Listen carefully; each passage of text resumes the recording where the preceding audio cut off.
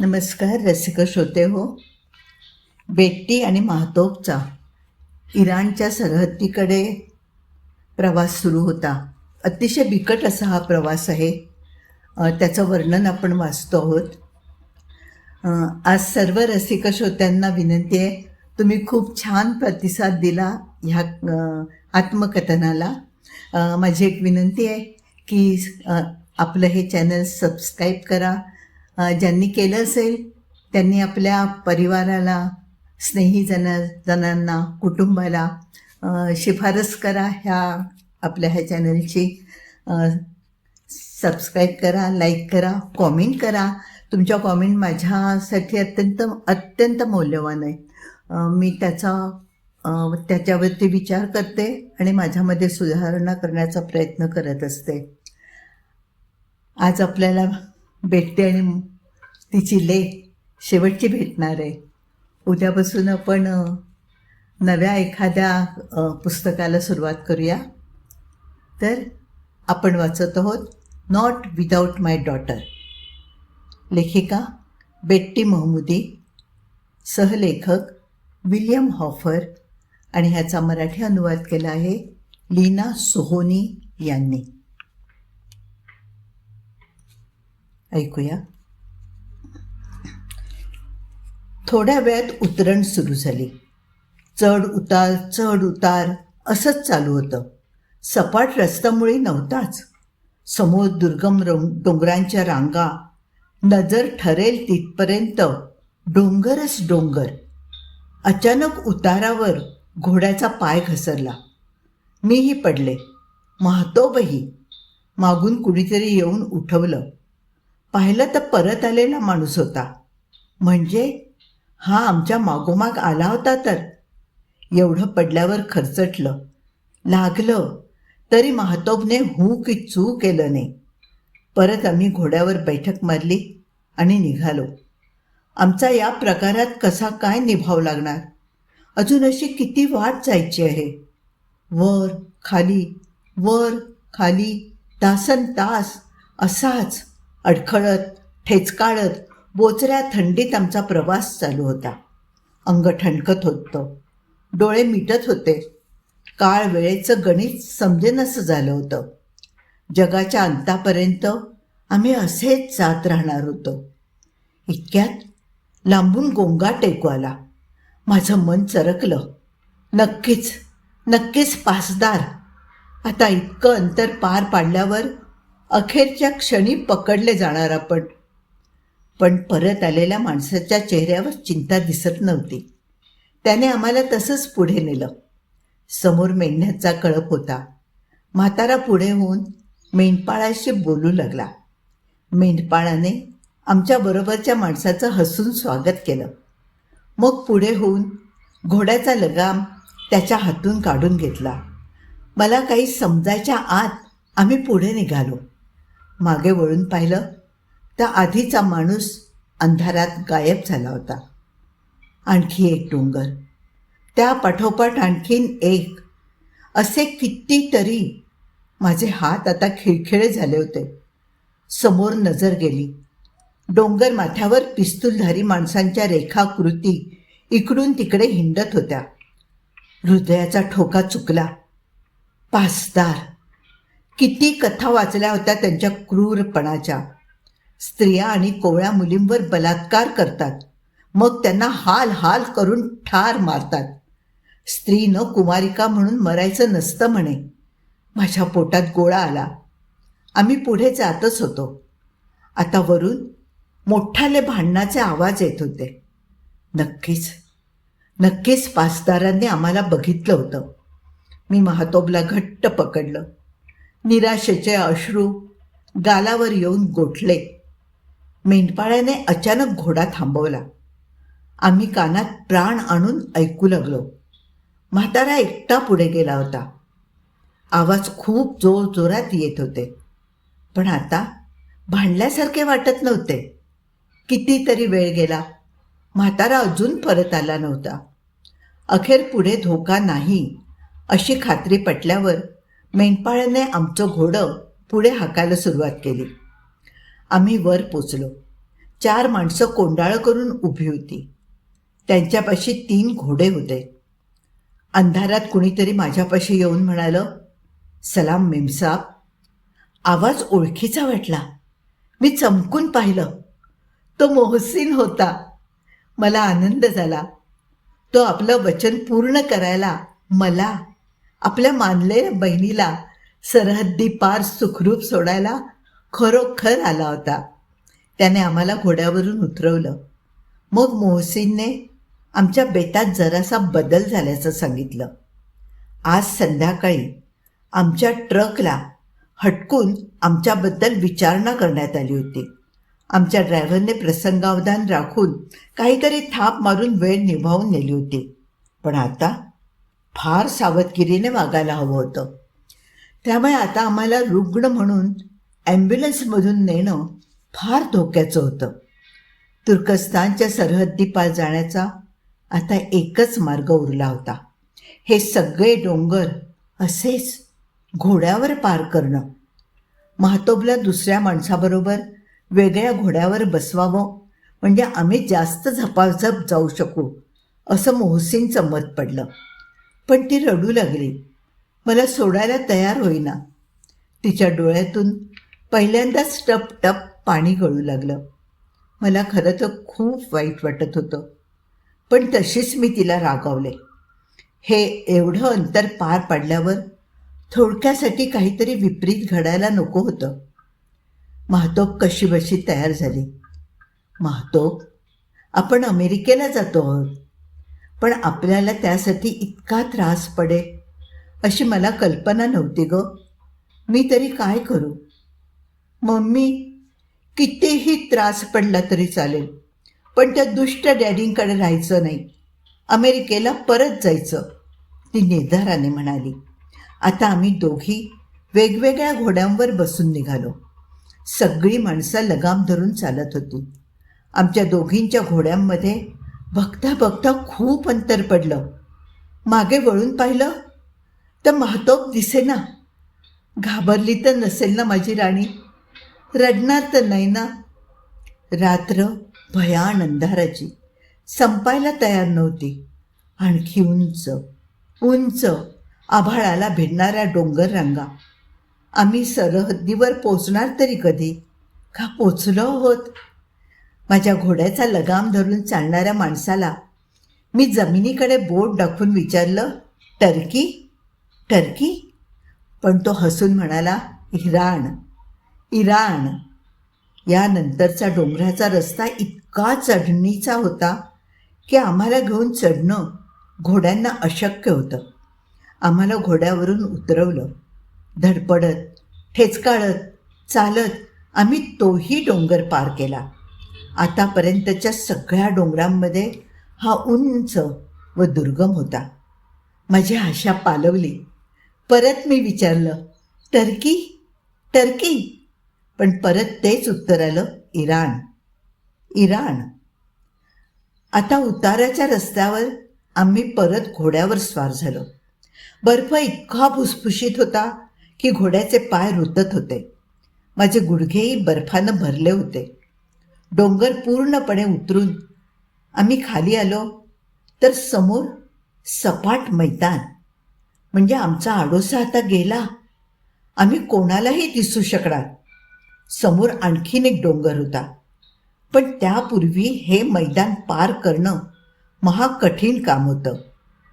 माझ्या वाटाड्याने मला अगदी निश्चल थांबायची खूण केली. आमच्यातला एकच माणूस पुढे गेला. थोड्या वेळानं तो मांजराच्या पावलाने परत आला व मोहसिनच्या कानात कुजबुजला. अखेर मला सांगण्यात आलं, वाट अवघड आहे. आधी आम्ही तुम्हाला पोचवणार व नंतर परत येऊन मुलीला पोचवणार. मोहसिनच्या बोलण्याचा स्वर असा होता की मला काही बोलण्याची हिंमतच झाली नाही. मी पुढे निघाले. महातोब एकटी मागे. हा बेत बहुधा तिला काही कळला नसणार. तेच बरं होतं. दबत दबत अगदी हळू आम्ही पठारावरून निघालो.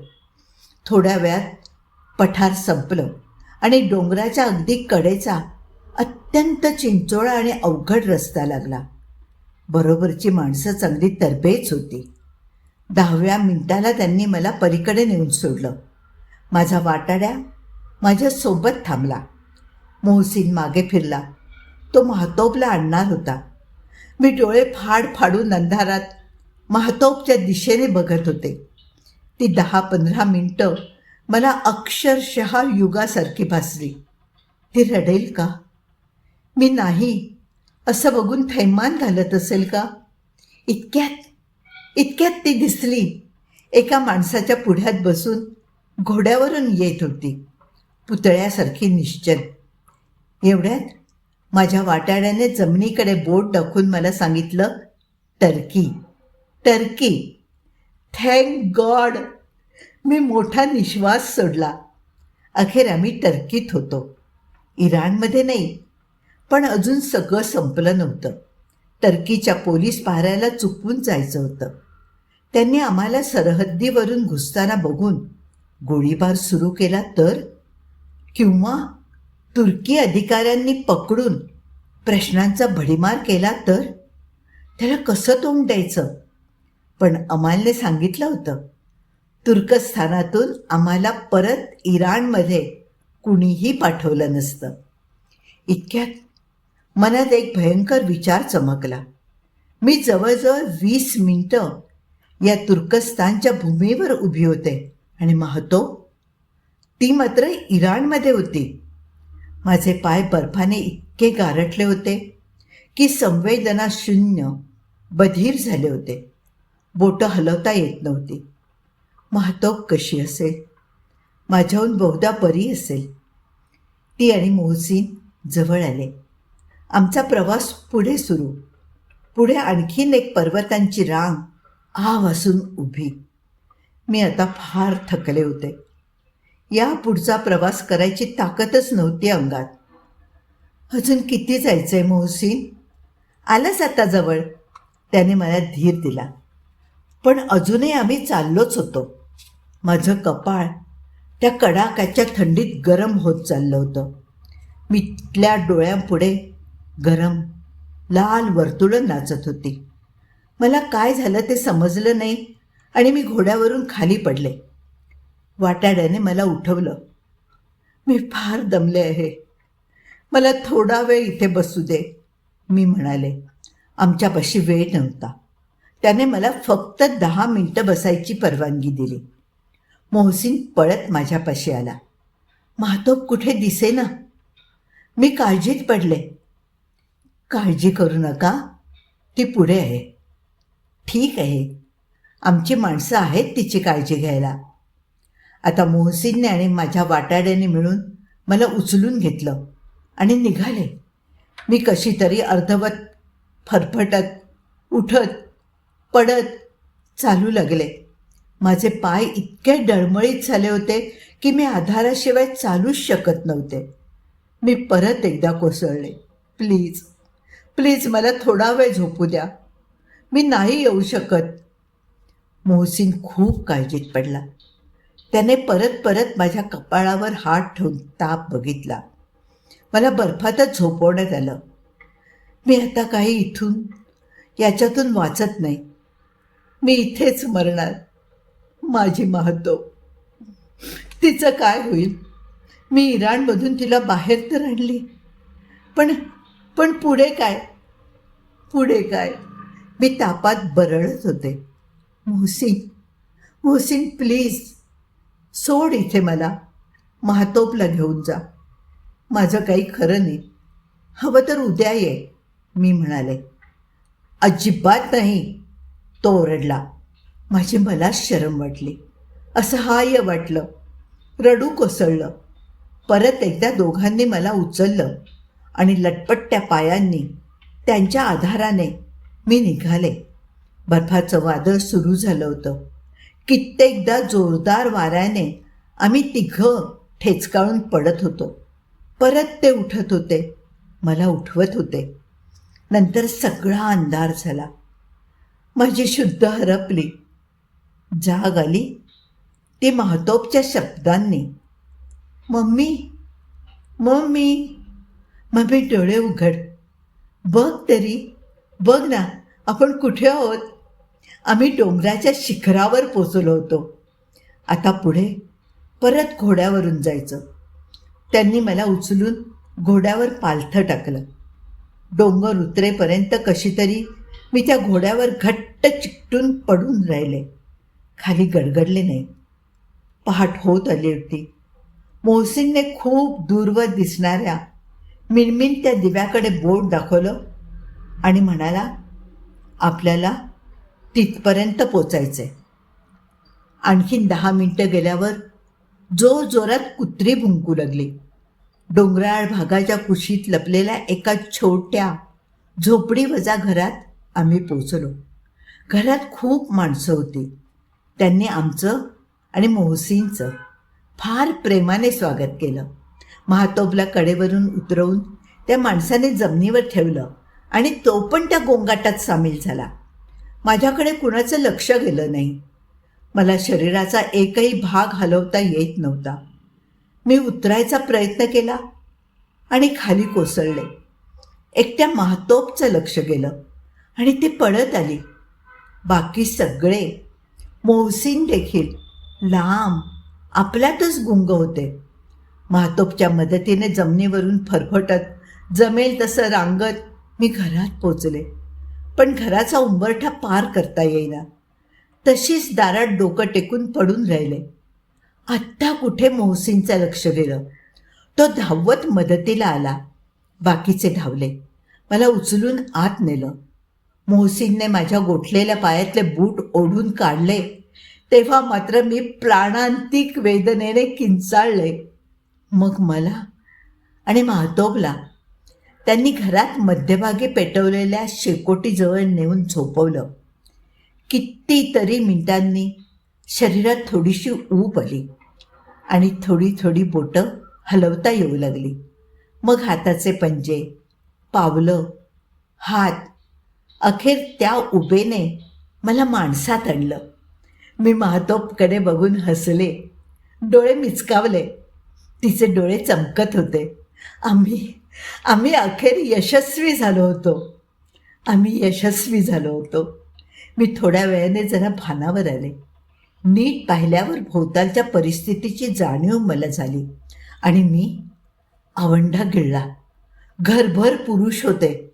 नुसते पुरुष, एकही स्त्री नाही. आणि त्या सगळ्यांच्या मधोमध शेकोटीजवळ आम्ही दोघी, मी आणि महातोब, आम्ही टर्कीत होतो.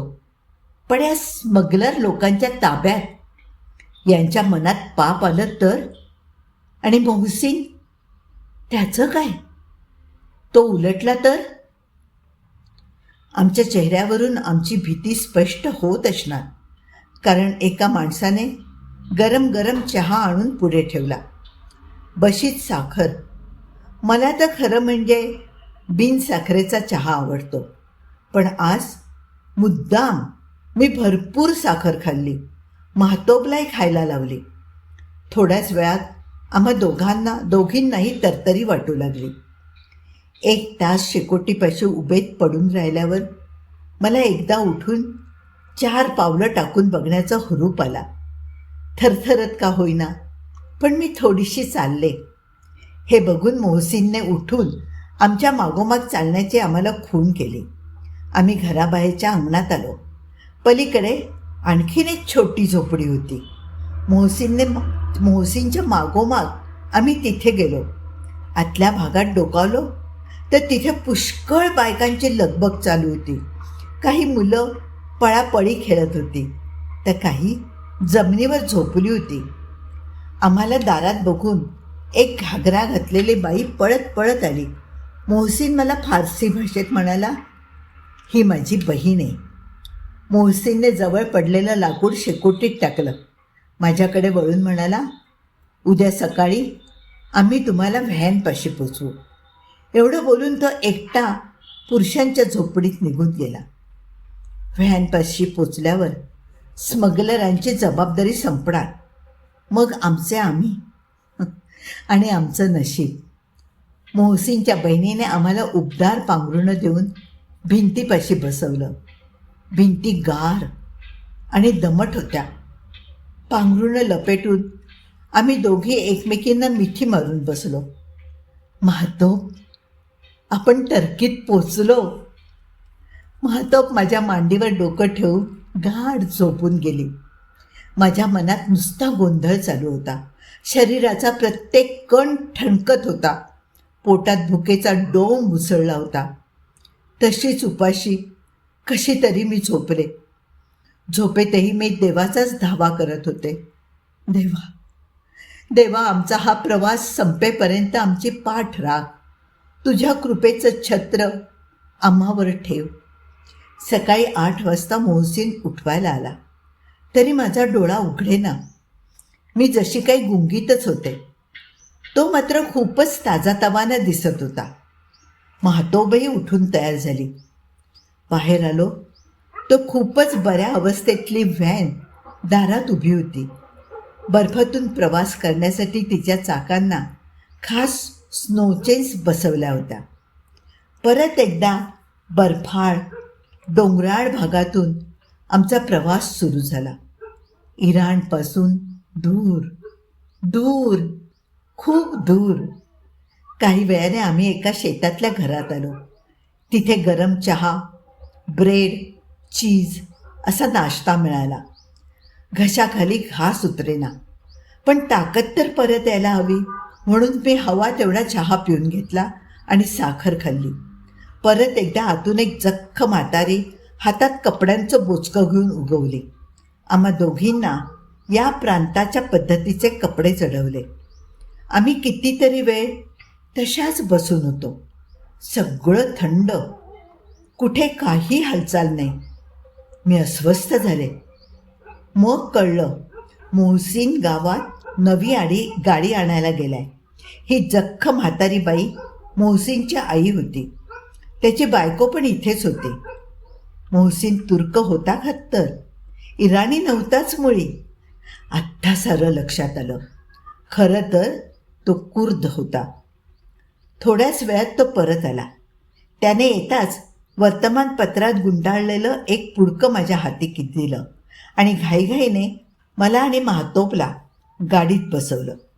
मी ते पुडकं पर्समध्ये कोंबलं आणि मोहसीनच्या आईचा निरोप घ्यायला मागे वळले. तर काय, आमच्या पाठोपाठ तीही गाडीत चढून बसली. एक जण गाडी चालवायला बसला आणि त्याच्यासोबत एक तरुण मुलगा. असे आम्ही डोंगराळ भागातून निघालो. एक मध्यमवर्गीय कुटुंब सहलीला निघाल्यासारखं. मोहसीनची आई इतक्या म्हाताऱ्या वयातसुद्धा इतकी प्रचंड लठ्ठ आणि उंच होती की तिच्या शेजारी बसलेली महातोप बाहेरून दिसत देखील नव्हती. कदाचित त्याकरताच तिला खिडकीशी बसवलं असावं. ती म्हातारी या सहलीवर फार खुश दिसत होती. दात नसलेलं बोळकं तोंड उघडून प्रसन्न हसत होती.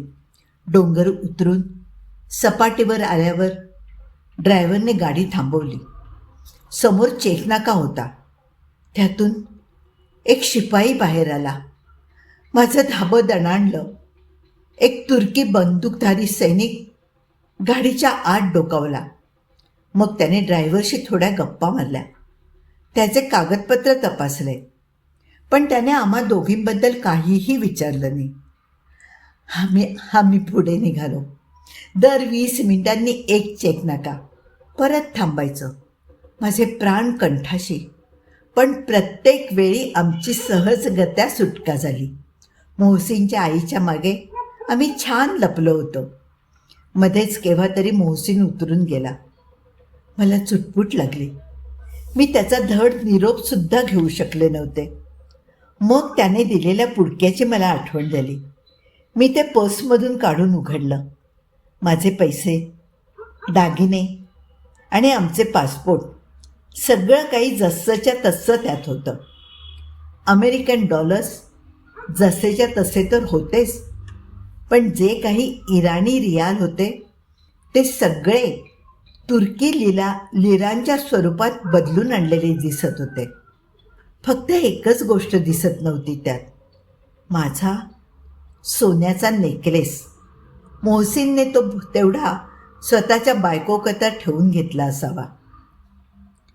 नंतर आम्ही वाटेत आणखीन एका खेडेगावापाशी थांबलो.